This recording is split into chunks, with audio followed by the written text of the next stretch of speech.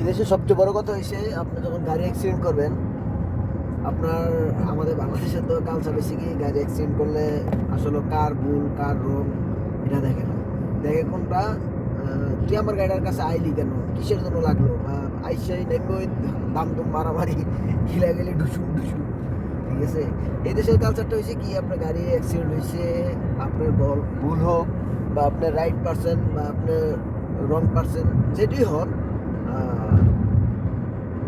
কারোর গায়ে টাচ দেওয়ার আপনার কাছে নাই।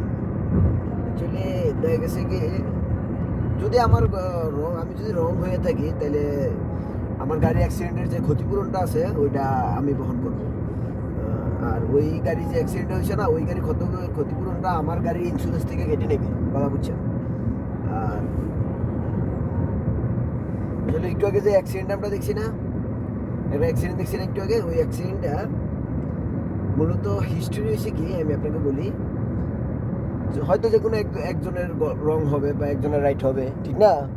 তো মানে যে ব্যক্তিরই রাইট হোক আর রং হোক, আমাদের বাংলাদেশে একটা কালচার আছে যে এটা অ্যাক্সিডেন্ট হয়েছে, অ্যাক্সিডেন্ট হওয়ার পর আমরা এসে সেটা যাচাই বাছা নাই করে যদি একটা ব্যক্তির ক্ষতি হয়ে থাকে তারা ওই ব্যক্তির ক্ষতি হইলো কেন দ্রিম দারুম কুসুম টুসুম মারা শুরু করে আর কি। আসলে এদেশের কালচারটা কিন্তু এরকম কিছু না। এদেশে হয়েছে আপনার গাড়ি অ্যাক্সিডেন্ট হয়েছে, আপনার গাড়ি ক্ষতিপূরণ হয়েছে, ক্ষতি হয়েছে, আসলে এখানে অ্যাক্সিডেন্ট হইলে নাজিম আছে, নাজিম। ঠিক আছে, আপনারা সার্চ দিয়েন গুগলে নাজিম, ঠিক আছে, ওই নাজিম আসবে, এসে সেটা মনে করেন তাদের দুজনের মতামত শুনবে যে অ্যাক্সিডেন্টটা কার হয়েছে। মতামত শোনার পরে দেখা গেছে কি হ্যাঁ ডিসাইড করবে। দুজনের কেউ মিথ্যা বলবে না, দুজনেই সত্য বলবে। আর যদিও কোনো কারণে কেউ মিথ্যা বলে থাকে, ওই ক্ষেত্রে তাকে কি করব, আপনার ওই যে তাদের যে ক্যামেরা আছে না, ওই ক্যামেরা তারা চেক দেবে, চেক দিয়ে দেখবে কে রাইট আর কে রং। যদি যে ব্যক্তি মিথ্যা বলে থাকে, যদি ক্যামেরা দেখার পরে হ্যাঁ একটু মানে ধমক দিয়ে কথা বলবে, মিথ্যা কেন বলছো, কে আসে বিষয়, এরকম কিছু একটা বললে যে তোর রং হয়েছে বললে দিয়ে নাজিম চলে যাবো। আর যার রাইট, ঠিক আছে, হ্যাঁ গাড়ি ক্ষতিপূরণ যে ব্যক্তিটা রং করছে ওই ব্যক্তিটার গাড়ির ইন্স্যুরেন্স থেকে ওই ব্যক্তিটাকে গাড়ি ঠিক করার জন্য একটা অ্যামাউন্ট পাবে বা গাড়ি ঠিক করে দেবে, এরকম কিছু একটা। আর যে ব্যক্তিটা রং, ওই ব্যক্তিটা কি করবে, নিজের টাকা দিয়ে গাড়িটা ঠিক করবে। তো আসলে এটা হচ্ছে মূলত হিস্টোরি এদেশে গাড়ি অ্যাক্সিডেন্ট হইলে। আর আমাদের বাংলাদেশে তো গাড়ি অ্যাক্সিডেন্ট হইলে ইন্স্যুরেন্স কোন কোম্পানি খুঁজে পাওয়া যায় না, সবচেয়ে বড় কথা সেটা।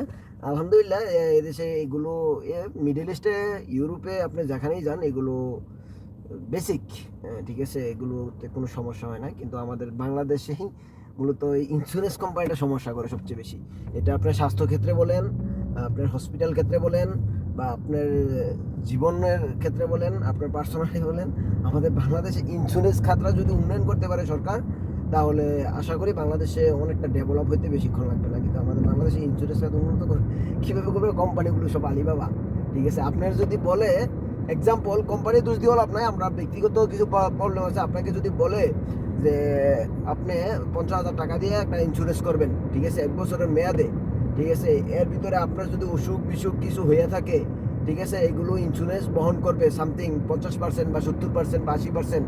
আপনি মানে করবেন না, 50,000 টাকা দিয়েছে আমার বছরে না একটা রোগ, এক্সাম্পল, ঠিক না? ইভেন আপনার মনে করেন আপনার স্বাস্থ্যক্ষেত্রে না, হসপিটালে যে স্বাস্থ্যক্ষেত্রে, এটা নয় বাদ দিলাম, ঠিক আছে, আপনাকে যদি আবার বলে যে না 5 বছরে তুমি আমাকে 5 লাখ টাকা দাও, 5 বছর পরে তুমি আমার কাছ থেকে 8 লাখ 10 লাখ টাকা পাইবা, তখন কিন্তু আপনি ঠিকই দিবেন। এটা সত্য রিয়েলিটি, ঠিক আছে, আমরা বাংলাদেশেরা এটা খুব সুন্দর করে মেনে নেব, ঠিক আছে জিনিসটা। কিন্তু যদি বলে যে না 1 বছরের মেয়াদে 50,000 টাকা দাও বা 30,000 টাকা দাও একটা ইন্স্যুরেন্স করো, ঠিক আছে, তখন কিন্তু আমরা কেউ এটা বাঙালিরা মেনে নেবো না। গাড়ির ক্ষেত্রেও যদি বলে যে ঠিক আছে তোমার গাড়িটা ইন্স্যুরেন্স করতে, আমার প্রাইভেটটা এটা ইন্স্যুরেন্স করতে প্রায় মিনিমাম 1600 রিয়াল গেছে, ঠিক আছে। তো 1600 রিয়াল দিয়ে যদি কেউ একটা ইন্স্যুরেন্স করে, এক্সাম্পল বাংলাদেশের কত টাকা হয়, প্রায় 50,000 টাকাই ধরেন সামথিং, হয়তো 1-2 হাজার টাকা এদিক সেদিক হবে, সামথিং 50,000 টাকা ধরুন। 50,000 টাকা যদি একটা গাড়ি ইন্স্যুরেন্স করা হয় 1 বছরের জন্য, ঠিক আছে, আমার বাংলাদেশের ভিতরে মানে যে গাড়িটা কিনবে, ঠিক আছে, বা যে গাড়ি ইন্স্যুরেন্স করবে, মানে হ্যাঁ বল 50,000 টাকা ইন্স্যুরেন্স, হাউ টু পসিবল? আমি জানি না সঠিক বাংলাদেশে ইন্স্যুরেন্স কত কি আসে বিষয়। আই থিঙ্ক ইন্স্যুরেন্স বাংলাদেশের আরও কম। তো 50,000 টাকা যদি 1 বছর একটা ইন্স্যুরেন্স করে বাংলাদেশের মধ্যে, ওই ব্যক্তিটা ঠিক সেম নিয়মটা যদি হয়, আবার বাংলাদেশের ক্ষেত্রে কী করবো জানেন, বাঙালি তো বাঙালি অ্যাক্সিডেন্ট করে ইন্স্যুরেন্স টাকা আমরা চিন্তা করবো, ঠিক আছে। আমরা বাংলা এই দেশে বহুত অ্যাভেলেবেল আছে ভাই, বাংলাদেশে তো বাদই দিলাম, এদেশে এরকম বহুত অ্যাভেলেবেল আছে যে ইন্স্যুরেন্স মনে করেন 2টা গাড়ি একসাথে অ্যাক্সিডেন্ট করে সেটা ইন্স্যুরেন্স থেকে ভালো একটা অ্যামাউন্ট নিয়ে সেটা মনে করেন যে অ্যামাউন্টটা পায় গাড়িটা ঠিক করতে, তার ওই অর্ধেক টাকাও লাগে না, কথা বুঝছেন। তো ওই ক্ষেত্রে হ্যাঁ এটা একটা বিজনেস হয়ে থাকে। এই দেশে এরকম অনেক আছে, না এই যে তা না, বাংলাদেশে এটা বেশি হবে। তো সো আমি মনে করি কি, বাংলাদেশে যদি ইন্স্যুরেন্স খাতটা উন্নত করতে পারে, আইন রুলস নিয়ম এটা কঠোর হতে হবে, ঠিক আছে। আর ইভেন আইন রুলস এগুলো গুইরাগেরা তো একটুই ঠিক না, আপনার রুলসগুলো কঠোর হতে হবে। এই যে একটা ক্যামেরা বসে রাখছে, ঠিক আছে, 80-র উপরে উঠলে, ঠিক আছে, 80-র উপরে উঠলেই ঠাস করে ক্যামেরাটা বাইরে দিব, জিজ্ঞেস করবো এই যে দেখেন লিমিট দিয়ে রাখছে 80, দেখছেন 80 লিমিট দিয়ে রাখছে। তো দেখা গেছে কি আপনার যে এই 80-র উপরে উঠলেই ক্যামেরা মেরে দেবে অটোমেটিকলি। আমরা তো বাংলাদেশ এগুলো মানি না রে ভাই। আমার গাড়ি বর্তমানে আছে 60-এর মধ্যে, ঠিক আছে, আমার গাড়িটা বর্তমানে 60-এর ভিতরে আছে। তো আমরা তো এগুলো মানি না। আমরা মনে করেন চিফাসা বা গলির ভিতরে এই যে এটা কিন্তু একটা মোটামুটি মনে করেন আমাদের কি বলবো মানে হাইওয়ে রুট না, হাইওয়ে রুটের চাইতো একদম নর্মাল একটা রোড, ঠিক আছে, সামনে কিংডম টাওয়ার। তো এই নর্মাল রুটটার মধ্যে 80 স্পিড দিয়ে রাখছে। আমাদের বাংলাদেশে যদি মনে করেন 80 স্পিড পায়, ঠিক আছে, তো এটা হয়তো 1/1 রুট হইব না কখনো। বাংলাদেশে একটা 3 রাস্তা, একটা মেইন রোডই হয়, যেমন আমাদের কোম্পানি মোস থেকে যে কুমিল্লা যে রুটটা গেছে, ক্যান্টনমেন্ট থেকে আপনার ব্রাহ্মণবাড়িয়া যে রুটটা গেছে, এই রুটটা মনে হয় টোটালি 3 রুট বা 4 রুট হইব, I think, I will forget. তো আচ্ছা 4 রুটই মানলাম, ঠিক আছে। তো এই রুটটা কিন্তু 4 রুটের আছে মোটামুটি, এই যে রুটটা আছে না, এই রুটটা কিন্তু 4 রুটের আছে। তো মোটামুটি কোম্পানিগঞ্জ তো আপনার এই ব্রাহ্মণবাড়িয়া টু ক্যান্টনমেন্টের যে রুটটা, ওই রুটটার সমবয়সী রুটটা আছে, ঠিক আছে। এই রুটটার মধ্যে 80 স্পিড দিয়ে রাখছে। আর আমাদের বাংলাদেশের মধ্যে যদি 80 ওই রুটটার মধ্যে 80 স্পিড দিয়ে রাখে, মনে করেন কি বলবো, বলার কিছু না, আপনারা একটু ইমাজিন করেন, একটু চিন্তা করেন অবস্থাটা কি করবো ড্রাইভাররা। আর এরকম 1/1 রুট পাইলে বাঙালি ড্রাইভাররা কি করতে পারে একটু। তো বাংলাদেশের মানুষ আছে না ভাই, আমরা রুলস নিয়ম কানুন এগুলো মানি না, আসলে মানি না। এই যে এখানে লাল ইশারাটা দিয়ে রাখছে, ঠিক আছে, লাল একটা চিহ্নটা দিয়ে রাখছে, সব গাড়ি বাধ্যতামূলক এখানে দাঁড়াবেই। আপনি যদি অনিয়ম করেন না, আশেপাশে যদি আশেপাশে গাড়ির থেকে একটা সৌদি ভালো একটা সৌদি হ্যাঁ আপনার একটা হরেন দিব, একটা লাইট বাড়ি দিব, বা হ্যাঁ যদি পসিবল হয় আপনি পিছিয়ে দৌড়ে যাবো, তুই এটা কেন করলি, রেড সিঙ্গেলের মধ্যে তুই পার হইলি কেন, কথা বলছেন। সৌদি নিজে আপনি দৌড়ে গিয়ে আপনারা ধরবে যে তুই এটা কেন করলি, এটা তো নিয়ম না। তো এগুলো আসলে আমরা মানি না, এদেশের কিন্তু নিয়ম কানুন রুলসগুলো মানে। তার জন্য এই দেশে খুব হ্যারার, যখন আপনার দেশে রুলস নিয়ম আপনি মানবেন, তখন আপনার দেশটা এই যে দেখেন গ্রিন চিহ্ন হয়েছে, সব চলেই দেশ। আপনার যখন আপনার দেশের রুলস নিয়ম কানুন এগুলো মানবেন, তখন কিন্তু ভাই আপনার দেশ অটোমেটিকলি উন্নত হবে। আমরা তো এটা মানি না রে ভাই, কখনো মানি না এই রুলসগুলো। তা আমাদের দেশ কিভাবে উন্নত হবে?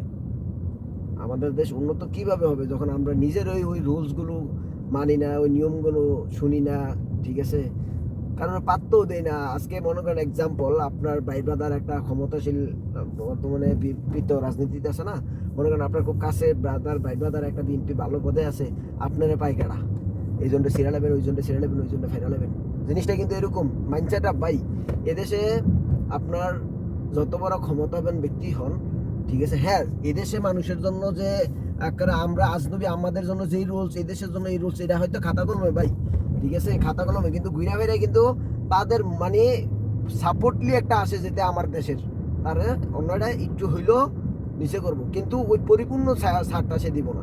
যেটুকু নিচে নামাতে পারে এতটুকু করবো, যেটুকু ছাড় দেওয়া যায় ততটুকু ছাড় দিবে, কিন্তু পরিপূর্ণভাবে দেবে না। এটাই সত্য, এটাই বাস্তব, কথা বুঝছেন। আর আমরা বাংলাদেশের মানুষ তো মনে করি একটু ক্ষমতা পাইলে রাজনীতি, আরে খাইছি আমার ক্ষমতা হয়ে এলেছি, কেডা কারে গণবো, পুলিশই মানি না।